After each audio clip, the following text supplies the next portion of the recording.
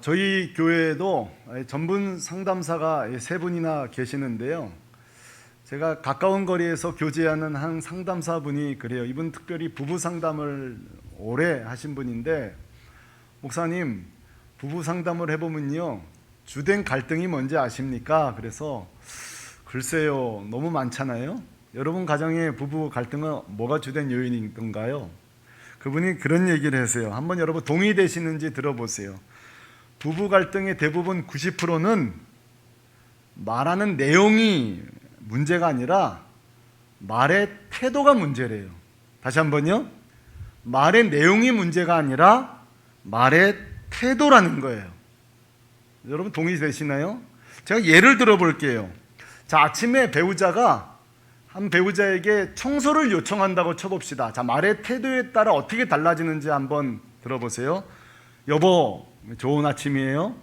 혹시 시간이 있으면 아침에 청소 좀 해줄 수 있어요? 자, 여러분 어떠세요? 청소할 마음이 들어요? 그래도 안 해요? 인간도 아닙니다, 정말. 자, 말의 태도를 좀 바꿔볼게요. 벌써 이렇게 시작돼요. 어이, 아침부터 하는 일 없이 빈둥빈둥 거리지 말고 청소라도 좀 해. 좀 뭐라도 좀 하라고. 자, 어떻게 할 마음이 드세요? 예, 그분은 거의 성자입니다. 자, 여러분, 내용은 청소해달라는 거예요. 그렇죠? 내용은 청소해달라는 거예요. 그런데 말하는 태도에 따라 이렇게 내용이 달라져요. 자, 그렇다면 말하는 태도만 바꿔도 우리의 갈등의 90%는 바뀔 수 있다는 거예요. 자, 우리 가정 현장에서 옆 사람에게 이렇게 얘기합시다. 싸납게 이야기하지 맙시다. 예, 사납게 이야기하지 맙시다. 자, 우리의 말에 태도만 바꿔도 완전히 부부관계가 달라질 수 있다는 거예요. 자, 그런데 이 논리가 요한복음 14장에 등장하는 예수님과 제자의 갈등에는 안 맞습니다. 예수님과 제자의 갈등은 말하는 화자의 태도가 아니에요. 우리 예수님은 항상 제자들에게 얘기할 때 스승이라 그래서 고압적인 자세 아니셨어요. 늘 친절한 진리의 교사셨습니다. 어디에서든지 말씀하시든지 말하는 태도에는 문제가 없어요. 문제는 말의 내용이에요. 예수님의 말하는 내용을 이해할 수가 없는 거예요. 이 갈등의 원인은 내용에 깨닫지 못해요. 우리는 성경에서 이것을 영적 무지라고 그래요. 그래서 요한복음 3장 11절에 보면 주님이 너무너무 답답한 거예요. 제자들이 이해력 때문에. 그래서 이렇게 말한 적이 있어요. 야, 내가 땅의 일을 말하여도 너희가 믿지 아니하거든 하물며 하늘의 일을 말하면 너희가 믿겠느냐. 주님이 얼마나 답답하셨으면 이 소통, 이 대화가 안 되는 것에서 탄식하신 적이 있어요. 자, 그러나 성도 여러분, 참 우리에게 소망이 있습니다. 제자들에게 그래도 소망이 있습니다. 이렇게 사역 초기부터 마지막 십자가 지기 직전까지도 이렇게 엉뚱한 질문이나 하고 답답한 제자들을 향하여 주님은 끝까지 소망을 갖는다는 사실이에요. 다시 한번요. 주님은 그래도 제자들을 향하여서 끝까지 소망을 버리지 않습니다. 그게 지난주부터 계속 읽어온 12절의 말씀이에요. 주님은 그들에게 그래도 여전히 가능성을 가지고 오늘 이렇게 선포합니다. 같이 읽어볼까요? 시작. 나를 믿는 자는 내가 하는 일을 그도 할 것이요 또한 그보다 큰 일도 하리니 이는 내가 아버지께로 감이라. 자, 지금은 여전히 미숙해요. 지금은 여전히 말씀을 알지 못해요. 제자구실을 못해요. 그러나 주님의 중요한 단서가 있습니다. 너희가 나를 믿으면, 너희가 복음을 믿고 복음의 증인으로 헌신만 한다면, 여러분 정확하게 들으세요. 복음의 증인으로서 헌신만 한다면 지금은 비실비실해도 그때는 나와 같은 큰 일을 할 것이다. 여러분 믿습니까? 아니, 나보다 더 큰 일도 할 것이다. 우리 사랑하는 새물교회 교우 여러분, 특별히 우리 저를 비롯한 사역자 여러분, 꼭 이 말씀을 확신하시기 바랍니다. 꼭 확신하세요. 다른 데 기웃기웃거리지 마세요. 우리가 복음에 헌신할 때 주님은 우리에게 놀라운 능력을 베풀어 주십니다. 제가 이렇게 아무리 강조해도요, 오늘날 많은 그리스도인들이 주님의 말씀을 신뢰하지 못하고 여전히 자기 생각에 빠져 이렇게 오해합니다. 대표적인 오해가 이거예요. 우리 청년들, 많은 성도들이 그래요. 내가 좋은 직장, 좋은 대학, 능력이 많아야 주님이 나를 통해 큰일 할 텐데 이렇게 생각합니다. 내가 실력이 좋아야 주님이 나를 통해 큰일을 할 텐데 생각합니다. 우리 교회에 예체능계들이 좀 있는데요, 특히 예체능 부분이 있는 친구들은 그래요. 내가 조금 더 인기 있고 내가 조금 더 유명해져야 주님이 큰일 하실 텐데 이렇게 생각합니다. 주님이 이렇게 말씀하세요. 아니, 천만에 아니야. 너희가 능력 있을 필요 없어. 오직 복음에 집중할 때 내가 너를 위해 사용할 거야. 내가 너를 통해 일할 거야. 여러분, 이런 오해는 우리 사역자들에게도 있는 거 아십니까? 교회가 크면 좀 우쭐거리고요, 작으면 컴플렉스를 느껴요. 교회 재정이 많아야 큰일 한다고 생각해요. 교회 공간이 많아야 큰일 한다고 생각해요. 많은 사역자들은 그래요. 내가 좀만 더 탁월한 설교자가 되면 주님이 날 잘 쓰실 텐데, 내가 조금만 더 실력 좋은 설교자가 되면 큰일을 할 텐데. 물론 조금 유리한 거는 사실이나 그거는 정말 어리석은 생각이에요. 우리 모든 사역자들이 복음으로만 무장하고 오늘 우리가 부른 찬양처럼 내 평생 사는 동안 주를 높이겠다고 결정만 하면, 방향 설정만 하면 주님이 쓰십니다. 주님이 놀랍게 쓰십니다. 여러분, 이 말씀은 이정철 목사도 오해하더군요. 여러분, 저는요, 빨리 코로나가 끝나야 교회가 뭐가 좀 될 텐데 막 생각했어요. 이게 조금 교회가 이렇게 좀 끌어가려면 또 코로나가 와, 예비 중단되고. 여러분, 근데 주님이 저한테 이렇게 말씀하십니다. 야, 너 오해다. 너 정말 산수를 못하는구나. 무슨 말인가 하면, 여러분, 제가 코로나 오기 전에 온 새가족 숫자가 별로 없어요. 지금 새가족도 다 코로나 때 왔어요. 코로나가 끝나야 나는 교회가 부흥될 줄 알았어요. 교회가 뭘 할 수 있을 줄 알았어요. 천만에요. 지난 제가 사역한 2년 동안 새가족자는 전부 다 코로나 기간 중에 왔어요.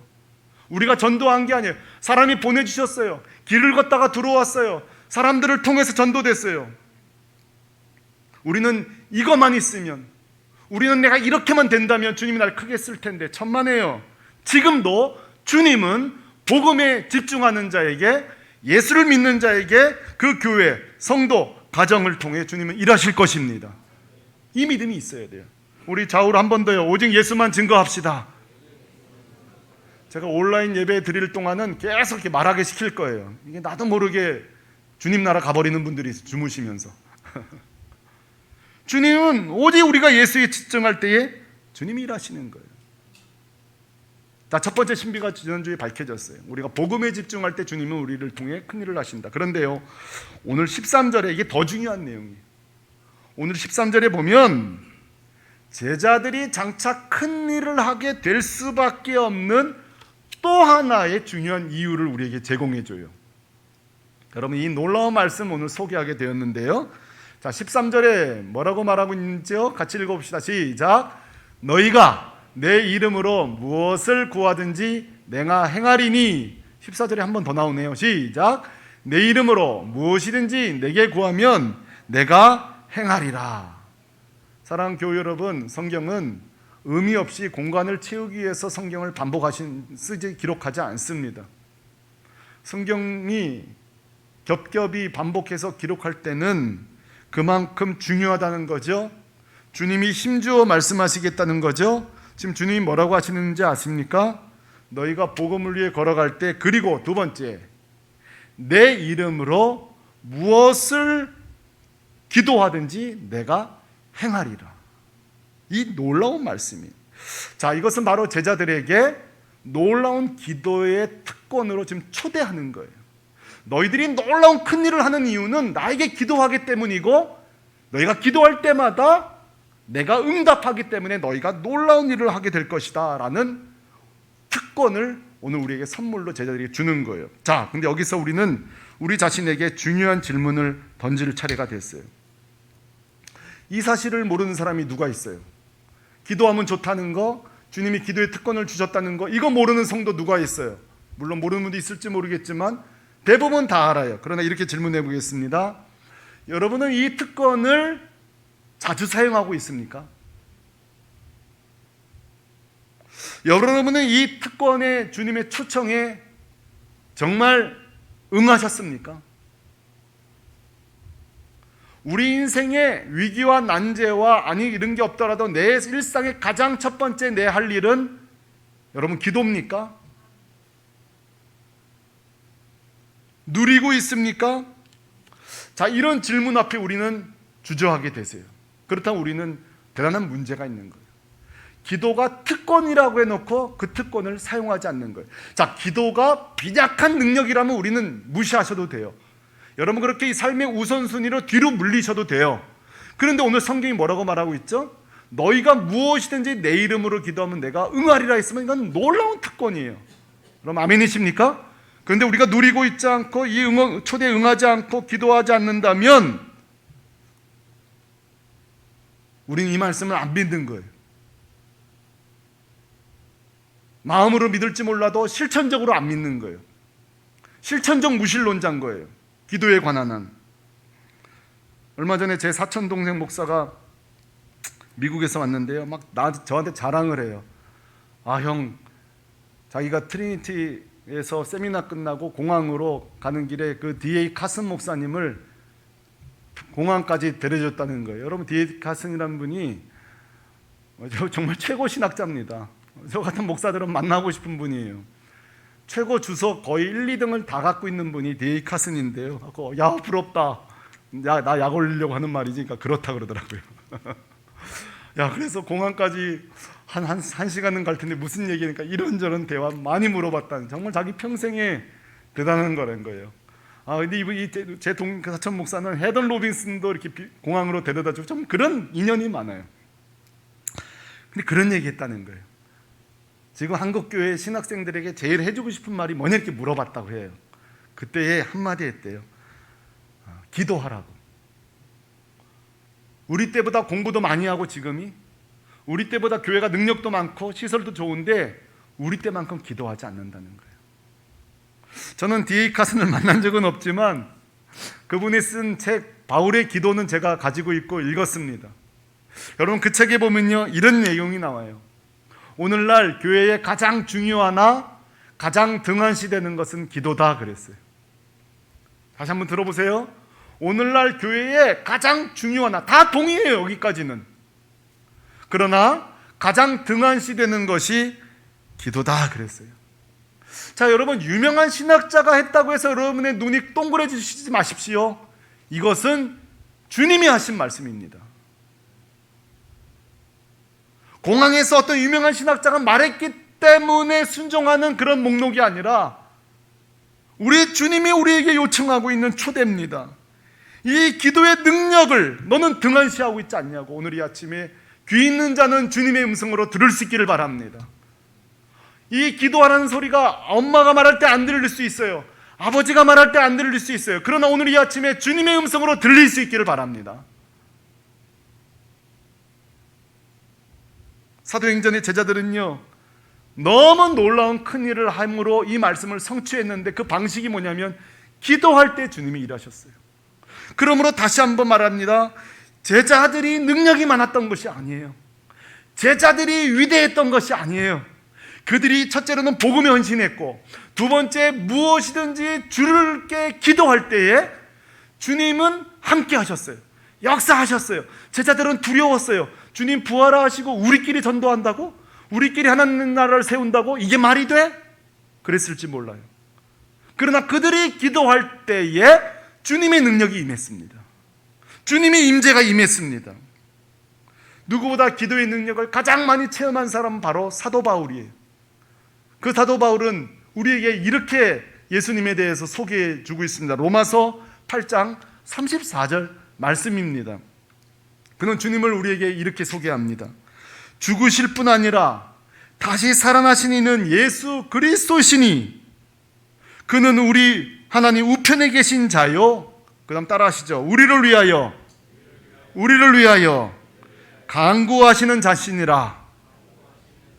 아멘.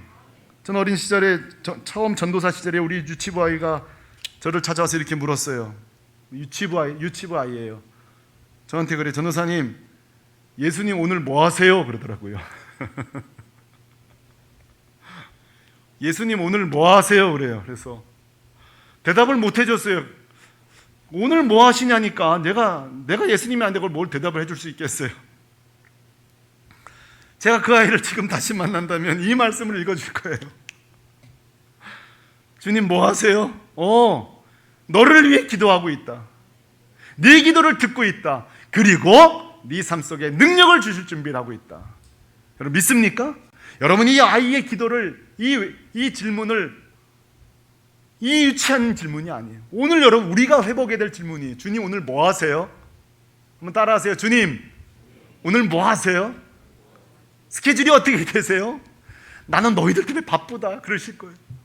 너희들의 기도에 응답하느라고, 너의 기도를 듣느라고.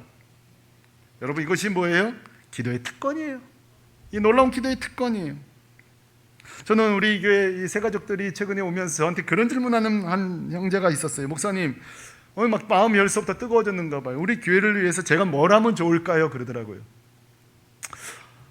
세상에 잘 걸렸다 싶었어요. 우리 교회 할 게 너무 많거든요. 잘 걸렸다 싶었어요.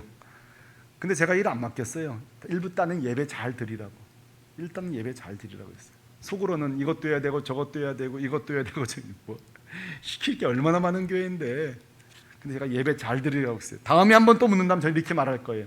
기도하라 그럴 거예요. 우리 교회를 위해서 기도하라. 그게 너의 특권이다. 저는 이런 질문도 받아본 적이 있어요. 목사님, 저는 나이도 들었고요, 헌금도 많이 못하고요, 저희 교회는 저는 그렇게 존재감이 있는 성도가 아니에요. 전 나이가 많은 성도예요. 저는 의미 없어요. 그렇게 말한 분에게 얘기합니다. 저는 아니요, 기도하시잖아요. 기도의 용사시잖아요. 우리 교회 보물입니다.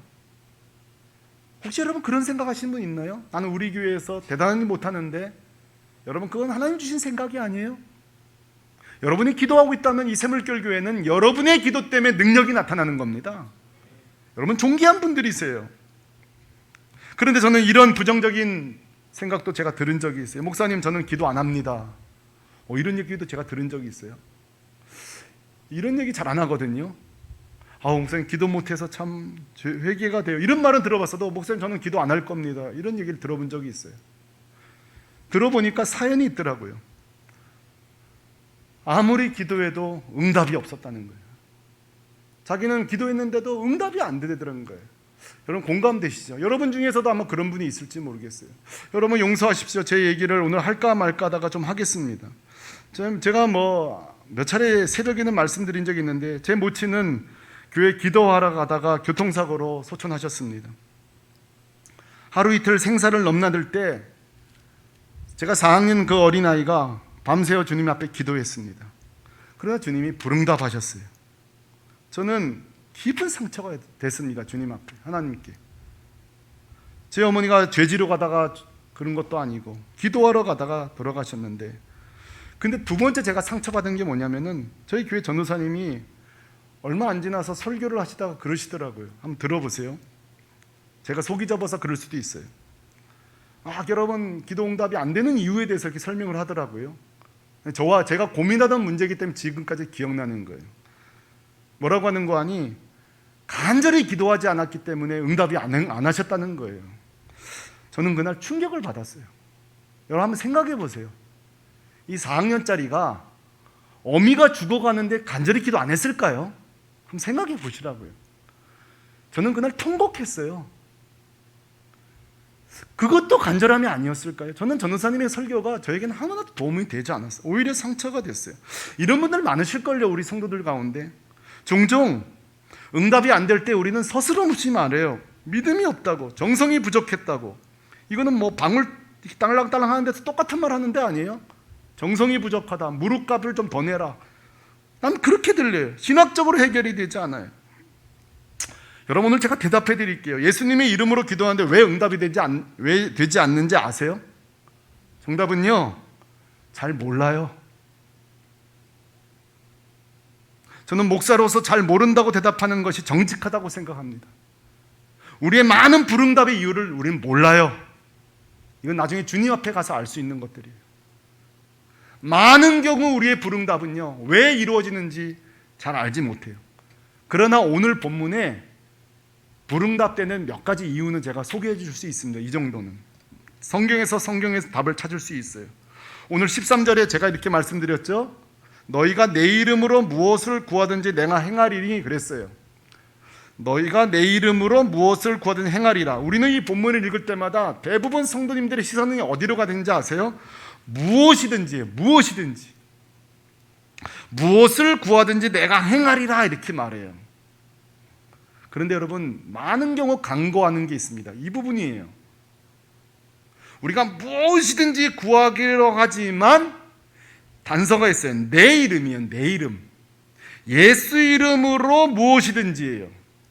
여러분, 그 신학자 바클레이가 이런 얘기했어요. 우리가 기도할 때 불응답 받는 이유는 잘 모르겠다. 바클레이도 그런 얘기했어요. 그러나 한 가지는 점검해보자 이러더라고요. 그게 뭐냐면 우리가 과연 예수의 이름으로 합당한 기도였는지는 점검해봐라 그러더라고요. 여러분, 도움되지 않아요? 우리가 예수님 이름으로 기도합니다란 말이 기도가 끝날 때의 그 종결 문구가 아니라 정말 우리가 예수님의 이름에 합당한 기도를 한 적이 있냐 이 말이에요. 그러면서 바클레이는 이렇게 말해요. 우리 대부분의 성도들이 종종 자신의 야망과 성공과 부끄러운 목적으로 기도한 후에 마지막으로 예수님의 이름으로 기도합니다. 끝낸다는 거예요. 그러나 그것은 하나님이 응답하지 않으세요. 여러분, 저는 이것에 대해서도 제 체험이 있어요. 저는 몇 년 전에 저에게 깊은 고통을 준 한 분이 있었어요. 저한테 참 거짓말을 하고 상처를 준 분이 있어서 그분을 위해 제가 우리끼리 얘기입니다. 저주 기도를 시작했습니다. 근거는 시편이었습니다. 시편에 보니까 다윗도 저주 기도하길래 요거는 합법한 저주 기도인가 보다 싶어서 저주 기도를 시작했습니다. 온갖 저주 기도, 그분을 위한 축복 기도는 그렇게 1분도 안 걸리던데 5분 이상을 할 수 있더군요. 근데 여러분, 여기서 놀라운 일이 벌어집니다. 제가 막 저주하고 마지막으로 예수님의 이름으로 기도를 못 하겠어요. 이 문장을 못 쓰겠어요.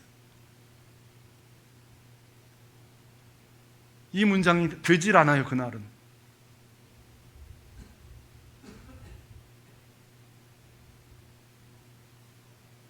야고보서는 바클레의 견해를 지지합니다. 야고보서 4장 3절, 구하여도 받지 못함은 정욕으로 쓰려고 잘못 구하기 때문이라. 우리가 정욕과 예수 이름이 함께 있을 수 없는 거예요. 우리의 욕망과 예수 이름이 함께 있을 수 없는 거예요. 그러므로 사랑하는 성도 여러분, 한 가지 제안합니다. 우리가 왜 응답이 안 되나? 왜 주님은 침묵하신 나를 떠나서 한 가지만 점검하십시다. 내 기도 목록을 보면서 내가 정욕으로 구하는 것은 없는가? 자, 그럴지라도 여러분, 제 문제는 해결이 안 돼요. 생각해 보세요. 제가 4학년 때에 어미를 위한 기도가 그게 정욕적이었을까? 그건 아니잖아요, 여러분. 여전히 제 질문은 풀리지 않아요. 여러분 기도도 마찬가지일 거예요. 여러분들이 정욕적으로 구하지 않은 어떤 것들 중에서도 지금 응답 안 된 것들이 많아요. 여러분, 이것은 우리는 어떻게 풀 수 있을까요? 오늘 하나 또 살펴볼 게 있습니다. 13절 뒤에 보면요, 너희가 내 이름으로 무엇을 구하든지 내가 행하리니 해놓고요, 그 다음이 주의해요. 이는 아버지로 하여금 아들로 말미암아 영광을 받으시게 하려 함이라. 여기서 너는 응답의 중요한 기준은 아까 첫 번째는 예수의 이름이었다면 두 번째는 아버지가 영광을 받으시는 기준으로 응답하신다는 거예요. 우리의 기도가 정욕적이진 않으나 우리의 뜻, 우리의 방식이 아닌 더 큰 하나님의 뜻, 하나님의 영광을 위해서 우리가 원하는 것은 아니나 응답하실 때가 있다는 것. 쉬운 예를, 대표적인 예 두 가지를 신약 구약에서 들어보겠습니다. 구약입니다. 여러분, 요셉은 엄청난 고난을 당했어요. 구덩이에 빠질 때, 노예가 될 때, 감옥에 들어갈 때 얼마나 간절히 기도했을까요? 얼마나 간절히 기도했을까요? 여기서 건져달라고. 주님이 응답 안 하세요. 그 인생은 엉망진창이 됩니다. 나중에는 여자 스캔들까지 문제가 생겨가지고요, 더 이상 이제 그 인생은 끝이에요. 끝. 그런데 하나님은 더 큰 영광이 준비하고 있었습니다. 감옥에 가고 구덩이에 빠지지만 점점 왕 근처로 가고 있는 거예요. 총리가 되기 위한 근처로 가고 있었다고요. 이런 걸 보면서요, 하나님도요, 한 번 영광을 정하시면 고집이 대단하세요. 양보하지 않으세요. 우리에게 차선을 주지 않으세요. 더 큰 영광을 주시기 위해서 홀딩, 보류, 스톱, 동작 그만. 또 하나 예를 드립니다. 신약입니다. 여러분, 스데반의 죽음을 기억하십니까? 스데반이 죽었을 때 온 교회가 슬퍼했어요. 저는 사실 스데반을 볼 때마다 참 안타까워요. 나중에 천국 가서 베드로와 바울이 저에게 좀 섭섭하다 할지 모르겠는데, 저는 사실 개인적으로 스데반이 바울과 베드로보다 한 수 위 능력자라고 생각해요. 스데반이 오래 살아있었다면 아마 초대교회는 더 부흥했을지 몰라요. 근데 여러분, 스데반이 돌에 맞아 죽을 때 하나님은 허용하십니다. 이해가 돼요? 이 스데반을 오래 살리는 게 하나님에게 유용하거든요. 응답이 되지 않습니다. 어떻게 풀 수 있을까요, 이 문제를? 근데요, 사도행전 8장 1절을 보면요, 이 스데반의 죽음이요, 하나님의 더 큰 영광이 기다리고 있었습니다. 같이 읽어보시죠. 시작. 사울은 그가 죽임당함을 마땅히 여기더라. 그날에 예루살렘에 있는 교회가 큰 박해가 있어 사도 외에는 다 유대와 사마리아 모든 땅으로 흩어지니라. 자, 스데반이 죽은 뒤에야 비로소 제자들이 예루살렘에 있다가 야, 여기 있다간 큰일 나겠는걸 하면서 흩어졌다는 거예요. 원래는 사도행전 1장부터 흩어지라고 그랬어요. 주님이 흩어지라고 예루살렘과 온 유대와 동심원으로 흩어지는 거였어요. 그런데 안 흩어지던 이들이 스데반이 죽고 나서야 비로소 사도행전 1장 8절을 성취하고 있는 거예요. 그러므로 여러분, 스데반의 죽음은요, 그가 스데반의 영광을 위해서라면 그가 오래 사는 거예요. 그러나 안타까우나 하나님은 우리가 알 수도 없고 크고 비밀한 영광이 기다리고 있는 거예요. 그게 뭐예요? 말씀의 성취예요. 사랑하는 성도 여러분, 도전합니다. 지금 여러분의 응답되지 않은 기도 제목을 제안합니다. 하나님의 영광의 관점으로 보신 적 있으신가요? 이 기도는 몹시 힘든 기도입니다. 내 삶을 내 원함과 내 영광과 내 바람이 아니라 하나님의 영광의 관점으로 본 적이 있습니까? 때로는 보기 싫습니다. 오늘 스데반 보세요. 이 스데반 개인은 문제가 생긴 거잖아요. 우리는 다 내 영광을 취하고 싶지, 나를 넘어 아버지 영광으로 가는 것은, 남이 하는 거는 박수치나 내가 그렇게 되고 싶지는 않습니다. 이게 우리의 모습이에요. 지금도 응답되지 않거나 내 방법대로 응답되지 않는 기도가 많다면 여러분, 이를 악물고 지금은 이 고통스러워도 주의 더 큰 영광을 바라보십시오. 눈물로 이 메시지를 들으시기 바랍니다. 지금 당장은 우리에게 슬픔의 결과가 올지 모르나 더 큰 영광이 우리를 기다리고 있어요. 저는 코로나19가 왜 왔노? 이놈의 코로나, 이놈이 왜 왔나? 때려잡아야 되는데, 근데요, 이미 여러분 밝혀진 주의 영광이 있습니다. 여러분, 코로나 아니었으면요, 신천지 안 드러났습니다. 이번에 신천지는요, 안 드러났을지 몰라요. 코로나 아니었으면 우리의 예배의 소중함 우리 몰랐을 거예요. 신천지 아니었으면, 코로나 아니었으면요, 목회자들이 이렇게 각성하지 않습니다. 요즘 교회들마다 성도들이 막 뚝뚝 떨어져서 목회자들이 막 지금 정신 난리가 났어요. 지금 제가 보니까 코로나 때문에 목회자들이 본질로 승부하는데 눈을 뜨기 시작했습니다. 큰 교회 더 안 가요. 이제 사람들 많이 모인다고 자녀들이 부모님 보고 작은 교회 나가라 그러는데요. 여러분, 코로나 때문에 개교회 중심적이었던 교회들이 작은 교회 돕기 운동을 지금 시작했습니다. 여러분, 이 코로나에도요, 우리가 알지 못한 더 큰 주의 영광이 있었고 앞으로도 있을 줄로 믿습니다. 사랑하는 교회 여러분, 오늘 여러분을 초대합니다. 첫째요, 우리는 모두 다 내 삶 속에 주의 능력이 나타나기 원하지만 첫째, 복음을 위해 살지 않고 기도하지 않습니다. 여러분의 삶의 방향을 정하십시오. 나는 먹고 마시든지 무엇하든지 난 복음을 위해 살겠다. 그리고 기도의 자리로 나가겠다. 결심하시기 바랍니다. 아멘이십니까? 두 번째로, 내가 응답되지 않을 때 낙심만 하고 계시지 마시고 두 가지를 점검하십시오. 내 기도는 예수의 이름에 합당한 기도인가? 정욕으로 구하는 것은 아닌가? 둘째, 나는 고통스러우나 더 큰 하나님의 영광이 기다리고 있진 않은가? 생각하시기 바랍니다. 그래서 우리 샘물교회 교회는 복음에 헌신되고 기도에 헌신되고 정욕을 구하는 교회가 아니라 하나님의 영광을 구하는 교회. 교회의 부흥도 아니에요. 우리가 능력을 갖고자 하는 것도 아니에요. 아버지가 영광을 받으시는 교회. 그것이 교회다움입니다.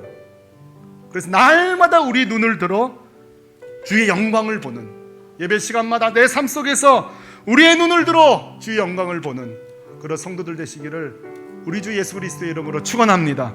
축원합니다. 우리 가정에 계신 성도님들 다 자리에서 일어나시기 바랍니다. 우리 현장에 계신 성도님들 자리에 일어나시기 바랍니다. 이 찬양 같이 부르십시다. 내 눈 주의 영광을 보내. 우리와 우리 가정과 나와 우리 교회가 주의 영광을 보며 주의 영광을 구하는 교회가 되겠다고 달라고 결심하면서 우리 이 찬양 주님께 올려드리십시다. 우리 가정에서도 큰 소리로 힘차게 찬양하십시다. 아멘. 내 눈 주의 영광을 보내. 우리 가운데 서신 주님, 그 빛난 영광 온 땅을 덮고. 아멘. 그 찬송 온 땅과. 다시 한번 고백합니다. 내 눈 주의 영광을. 내 눈 주의 영광. 찬송 가운데 서신 주님, 찬송 가운데 서신 주의 얼굴을, 주님의 얼굴을. 아멘. 본능의 발을 우리 오른손 들고 찬양하십니다. 주님 영광 이곳에 가득해. 우리 손에 주님과 함께해 찬양하며 우리는 전진하리. 모든 열방부 선포합니다. 주님 영광 이곳에, 주님 영광 이곳에 가득해. 우린 선에 주님과 함께해 찬양하며 우리는 전진하리. 모든 열방 죽을 때까지. 사랑하는 성도 여러분, 오늘 주님이 우리에게 초대하십니다. 몇 가지를 초대하시는데 오늘 성령 안에서 이 초대에 꼭 응하시기 바랍니다. 나는 복음을 위해 살겠다. 이 초대에 응하시기 바랍니다. 나는 기도함으로 하나님의 능력이 내 삶에 나타나길 원한다. 초대에 응하시기 바랍니다. 세 번째로, 나는 주의 이름과 아버지의 영광을 위해 살겠다. 이 초대에 응하시기 바랍니다. 자, 이 세 가지 주님이 오늘 우리에게 찾아오셔서 손을 내밀라고 말씀하십니다. 자, 우리 교회 물질을 구하지 말고 주의 이름을 구하십시다. 교회 부흥을 구하지 말고 주의 영광을 구하십시다. 복음을 구하십시다. 저는 우리 샘물교회 교회가 증명하고 싶습니다.